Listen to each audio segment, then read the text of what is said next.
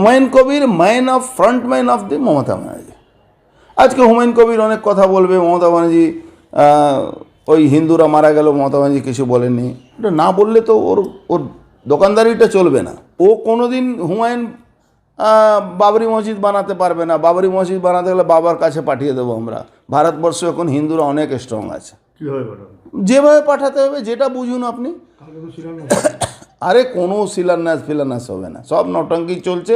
আপনি দেখবেন ভারতবর্ষকে হিন্দু রাষ্ট্র বানাবোই আমরা। ভারতবর্ষে হিন্দুদের দেশ, 57টা দেশ আছে মুসলমানদের।